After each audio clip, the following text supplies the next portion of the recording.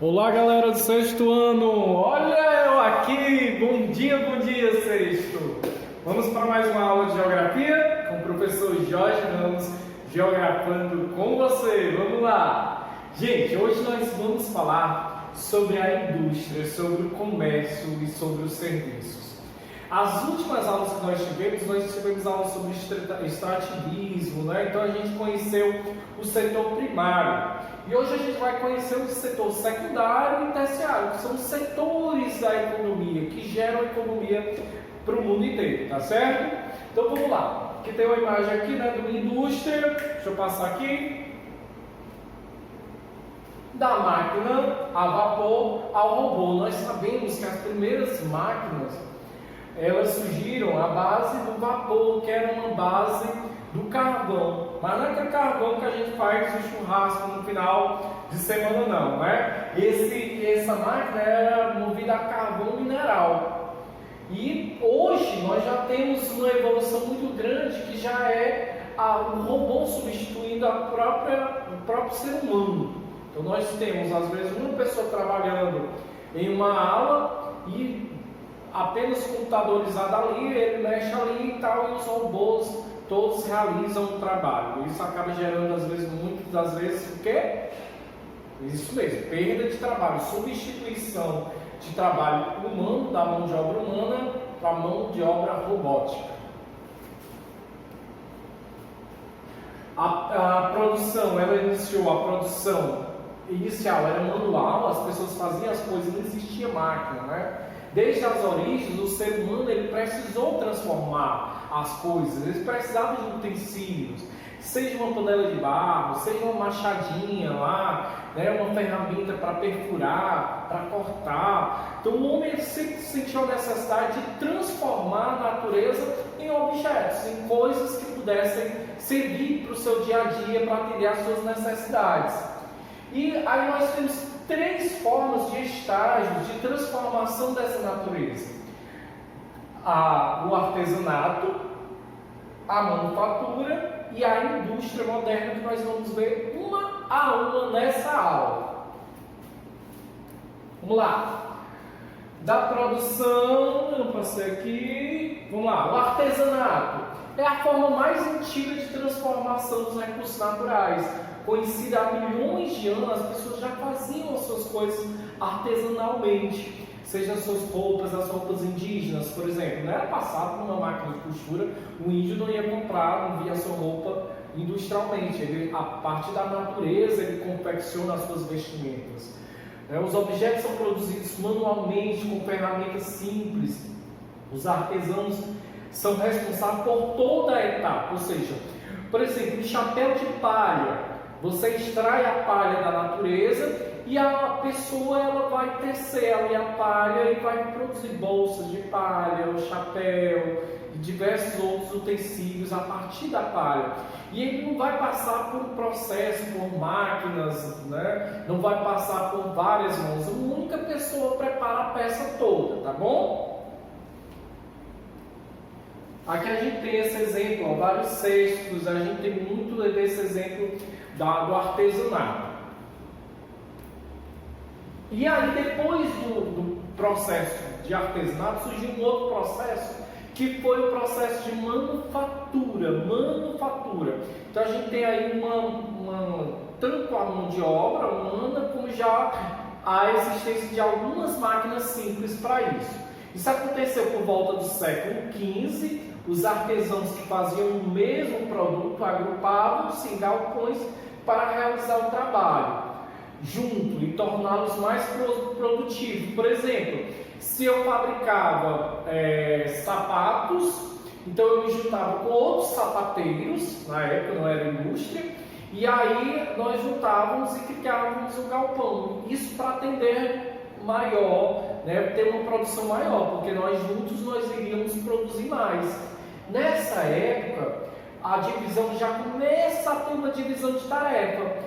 Você vai cortar a sola do sapato, você vai costurar, você vai pintar, tá certo? Então já começa a existir aí uma outra forma de trabalho mais especializada e uma divisão de etapas e também o uso de máquinas. Antes que o sapato seria todo costurado à mão, a gente já vai começar a ter algumas máquinas ali sendo introduzidas nesse trabalho. E aumentava assim a produtividade e diminuía o tempo e o gasto da produção. Muita gente trabalhando, a gente vai produzir mais em menos tempo. Aqui é uma imagem, né, desses primeiros oficinas de manufatura, onde as pessoas, até a própria família, se carregavam, o filho, a esposa, ajudava na confecção daquele produto.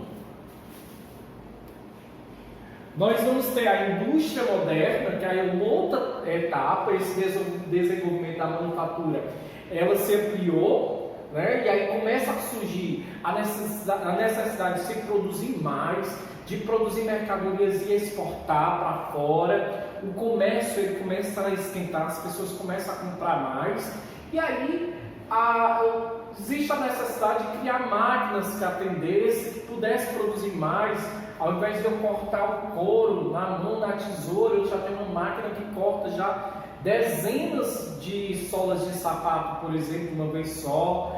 E isso fez com que acelerasse e melhorasse, né, as vendas e o comércio. Houve um investimento maior em máquinas, como a máquina a vapor e o tear mecânico nessa época, na indústria moderna.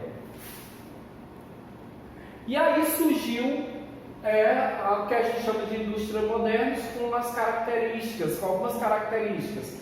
Divisão do trabalho, por exemplo, hoje eu vou fazer um sapato, eu vou fazer uma camisa.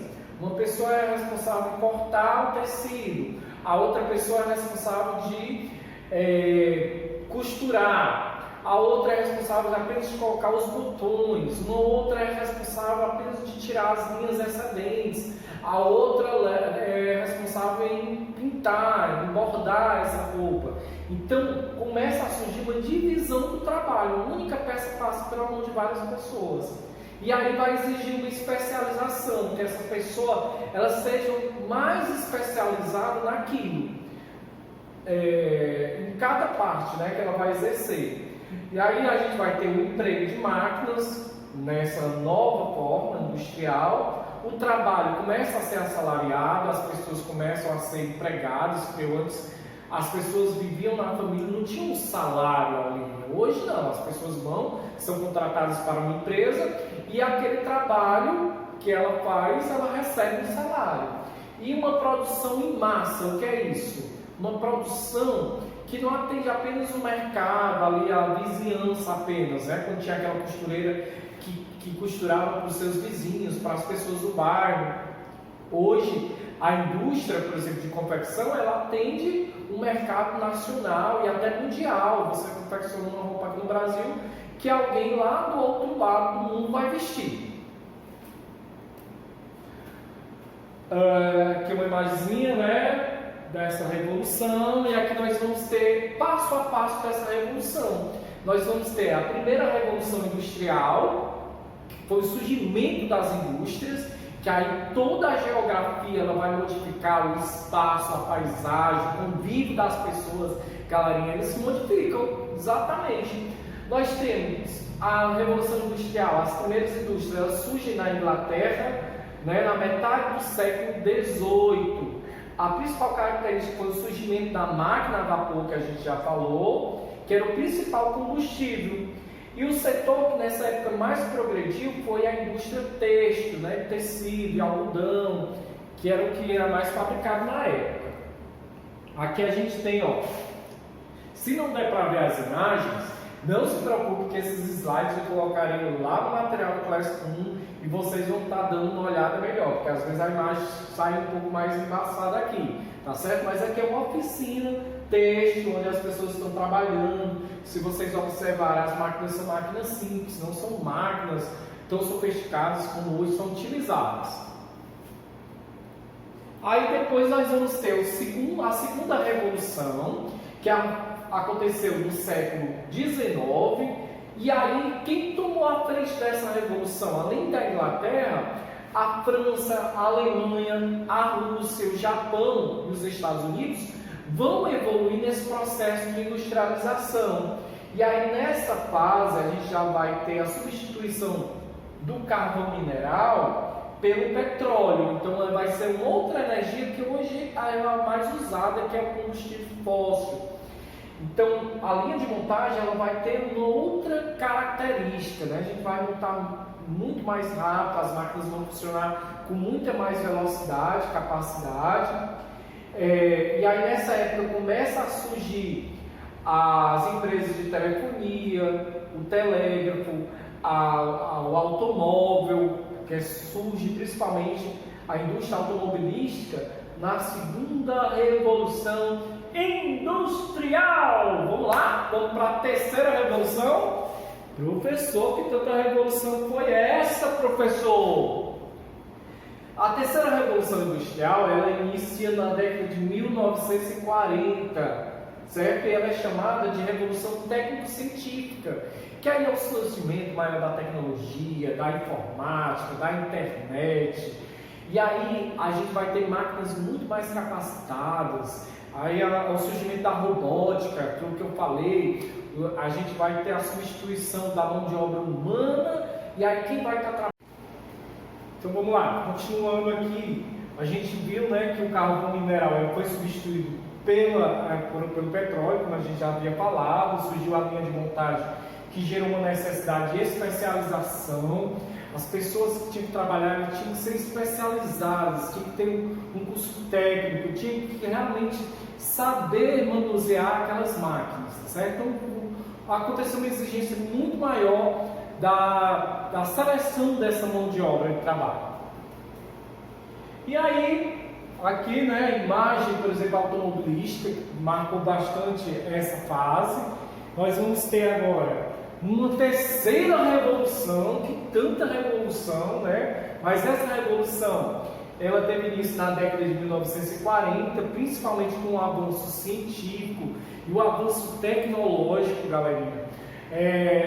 A informatização, as máquinas cada vez mais robotizadas, elas vão crescer, principalmente a substituição de mão de obra, vai gerar muito desemprego, porque essas pessoas vão ser substituídas pelos robôs, por aquelas máquinas que vão realizar o trabalho, que várias pessoas fariam. A indústria ela começa a se transferir para os países mais pobres. Por quê que ela vai se transferir para os países mais pobres? Porque nos países mais pobres, a mão de obra ela vai ser mais barata. E aí o dono da empresa vai lucrar muito mais com isso, porque geralmente essas grandes empresas elas estão em países desenvolvidos. E as pessoas que moram em países desenvolvidos trabalham de forma mais cara, porque a mão de obra é muito especializada deles. E aí eles levam essas empresas para os locais onde as pessoas precisam de mais desse trabalho e se submetem a trabalhar até de forma não leal, né, comparado ao que vai ganhar, para poder se sustentar, sobreviver. Aqui a gente tem, né, a fábrica moderna, com esses robôs substituindo esses operários, uma realidade hoje que vivemos. Nós vamos ter agora os tipos de indústrias, seguindo principalmente a visão de localização industrial, tá? Vamos lá, os tipos de indústrias. Existe no tipo de indústria a produção e a quantidade de matéria-prima utilizada, e para onde vai essa mercadoria, ela acaba classificando essas indústrias de acordo com isso, com quem vai consumir, né, o destino e aonde ela está instalada. Os dois critérios mais comuns são a forma de produção e o destino de produção. Como vai ser produzido e para onde vai ser enviado essa mercadoria. Acaba criando uma especificidade de indústria. Forma de produção, nós vamos ter, as indústrias podem ser classificadas em extrativas, e a gente já estudou sobre extrativismo, estão lembrados? beneficiamento, de construção e de transformação. Mas tenha calma, olha, calma os nervos que a gente vai explicar cada uma delas, tá certo? Agora, vamos lá. Olha só, as indústrias extrativas são aquelas que extraem da natureza a matéria-prima para você construir, por exemplo, uma cadeira, você vai precisar do ferro, você vai precisar às vezes do couro, do plástico. Então, onde é que vem? Vem dessa indústria extrativa. Então, por exemplo, a extração de minério, a exploração da floresta e a pesca extrativista, elas são exemplos de indústrias como essa, tá certo? Por exemplo, a Vale, que é uma empresa de minérios, uma das mais conhecidas, uma empresa brasileira, ela extrai o minério de ferro e transforma isso em aço, tá? Então ela é uma empresa extrativista, que extrai o recurso natural, tá bom? Beleza? Existe a de beneficiamento. Por exemplo, a extrativista, ela extrai o couro do animal, ela só retira o couro do animal. E a de beneficiamento, ela vai passar, que a gente chama de curtume. Ela vai colocar aquele couro num processo para ele não apodrecer, vai secar aquele couro, vai esticar. Então ele vai preparar aquele couro para uma próxima indústria transformar aquele couro em bolsa, em sapatos, tá certo? Em cintos, em artigos que vão usar essa matéria-prima. Vamos lá.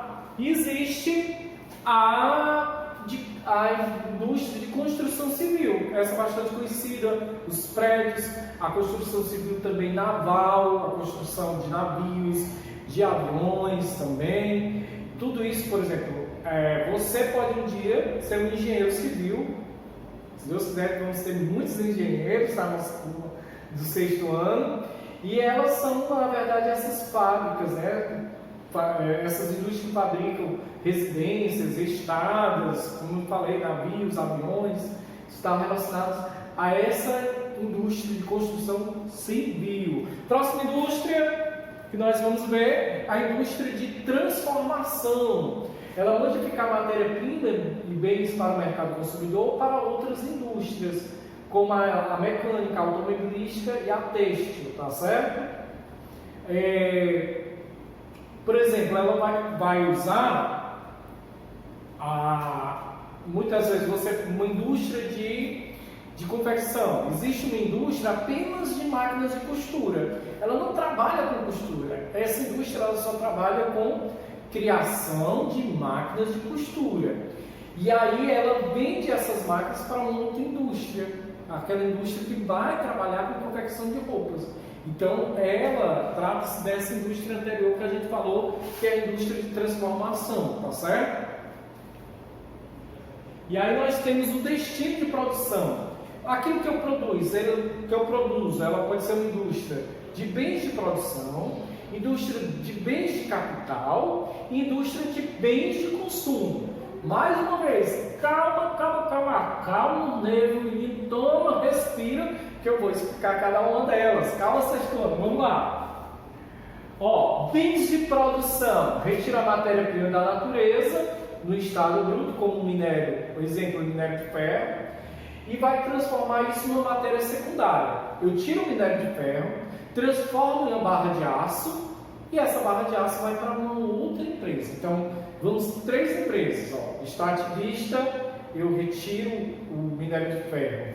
E aí passo para a empresa de bens de produção. Vai transformar isso em aço, esse minério de ferro. E depois esse aço vai ser transformado em móveis, em automóvel, por aí vai, tá bom? Nós vamos ter os bens de capital, que produzem equipamentos como máquinas, peças e motores para outras indústrias. É aquilo que eu falei. Você produz um motor, uma empresa apenas de motor, e esse motor ele vai servir para o avião, ou para um carro, uma empresa automobilística, tá certo? Vamos para os bens de consumo, e essa vocês conhecem muito bem, Porque tudo aquilo que tem na sua casa são bens de consumo, são aqueles que são mais procurados no nosso dia a dia, para a nossa sobrevivência, né? Então, aquilo que você tem, a geladeira, a cama, a TV, tudo, né? Aquilo que você está comendo no dia a dia, são bens de consumo, que podem ser bens duráveis, que é aqueles que duram, têm uma duração maior de vida. Por exemplo, você não compra um carro para durar 6 meses, você tem cuidando do carro e vai durar anos, não é? A geladeira que a sua mãe, seu pai comprou, ele não compra pensando em comprar outra no ano que vem, ele compra achando que aquela geladeira ela vai ter uma duração bem maior, tá certo? Então, e tem os bens não duráveis, que são o quê? São os bens que se desgastam ali rapidamente. Teu pai e tua mãe compram teu tênis para a escola, teu tênis colegial, às vezes no meio do ano tem que comprar outro, porque já está desgastado, quando ele chega no final do ano ele já está arquejando, já pedindo outro, está apertado já. Isso são bens não duráveis, terminam ali. Como os alimentos, a gente todo dia se alimenta, come e tem que comprar de novo, porque todo dia a gente come, né?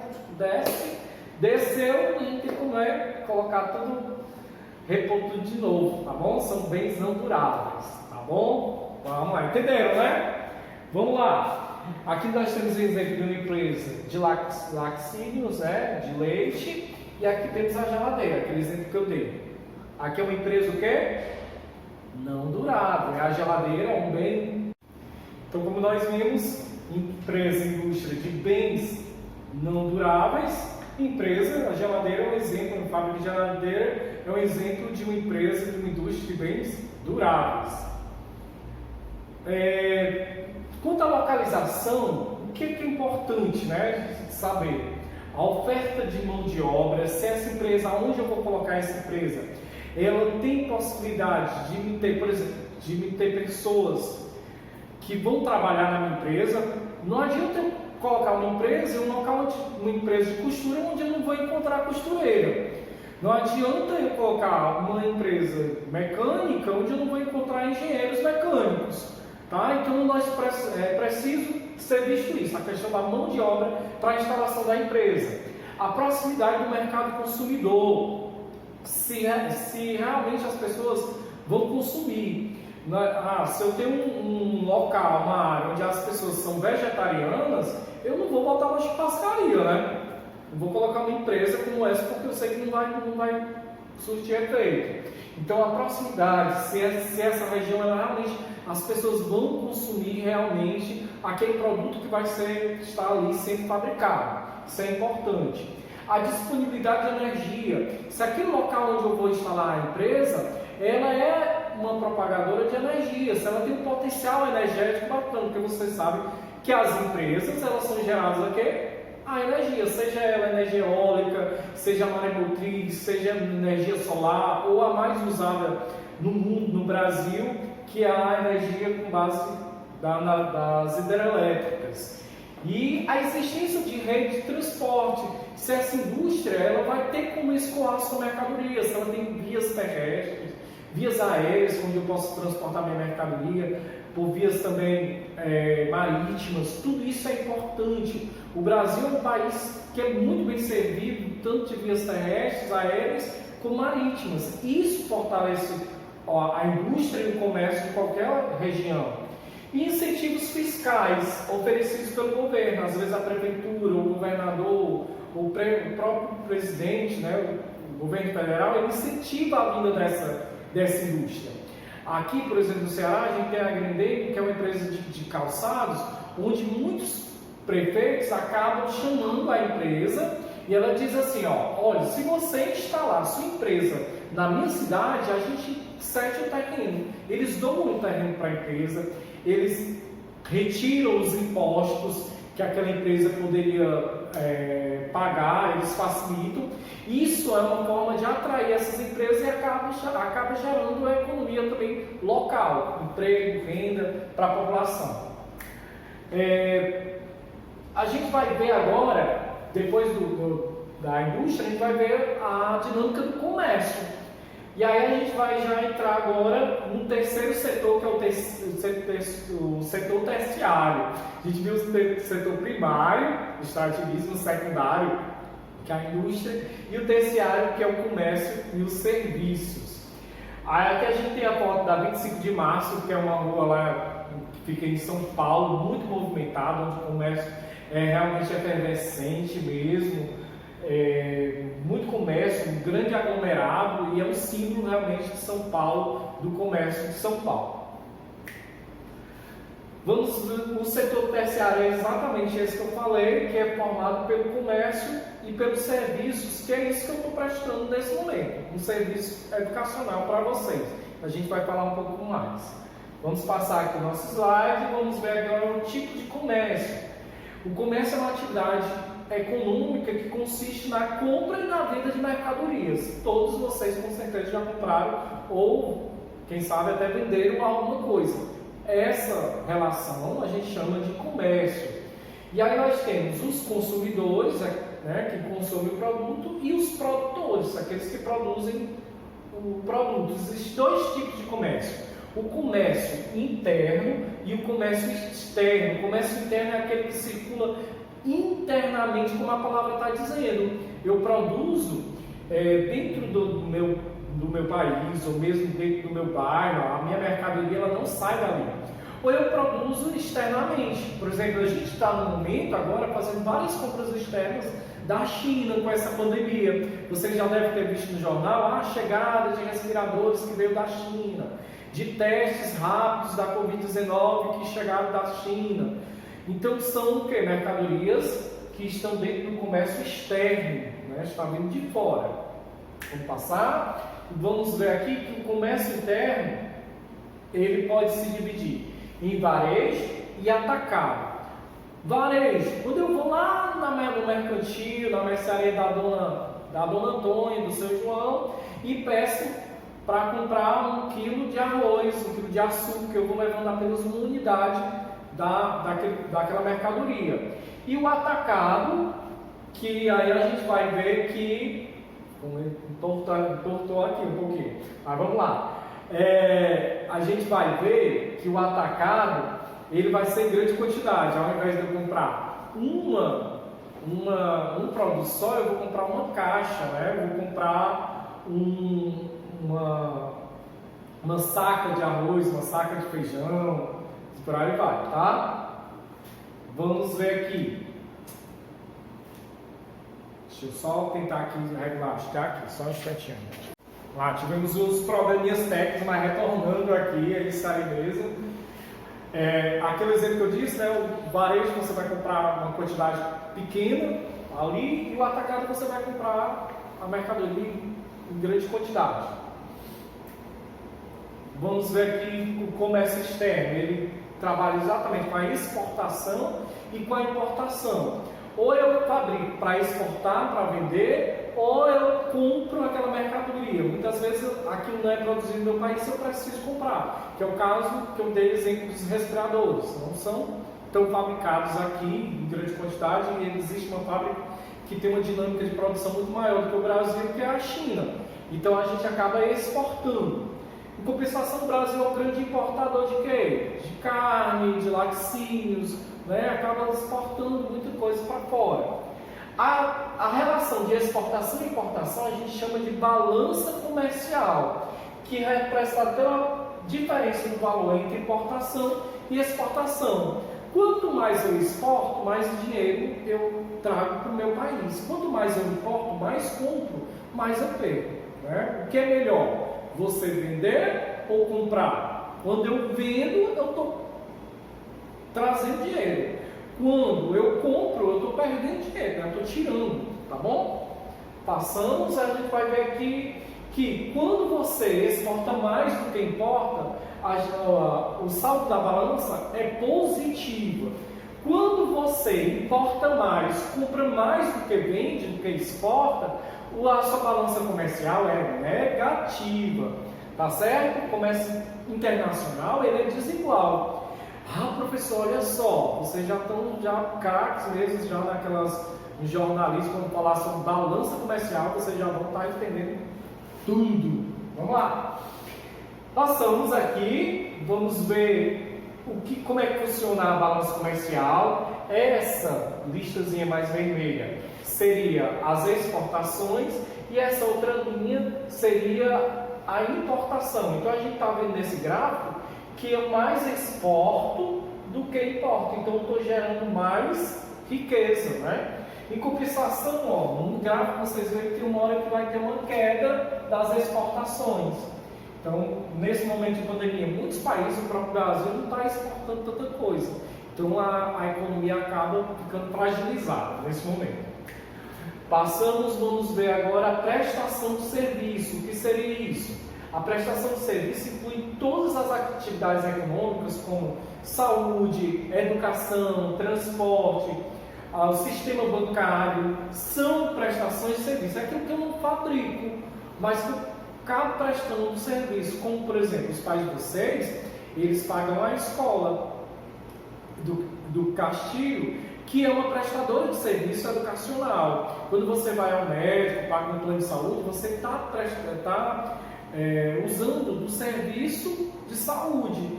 E por aí vai, quando você pega o Uber, quando você pega o ônibus, os transportes, o motorista está prestando um serviço. Isso são prestações de serviço. E é o setor que mais cresce e o que mais gera emprego atualmente no mundo, no Brasil também. Passamos, aqui a gente só vê, né, essas imagens intensificando a saúde, a educação, o transporte, os transportes, o serviço bancário, tudo isso são prestação de serviços, tá? E os fatores explicam a expansão das atividades em alguns países. Quanto mais a renda da população, mais elas vão usar dos serviços. Por exemplo, se você acaba ganhando mais, você vai mais ao salão de beleza, você vai mais ao cinema, você vai mais aos shows, você vai usar mais a saúde, você vai investir mais em educação.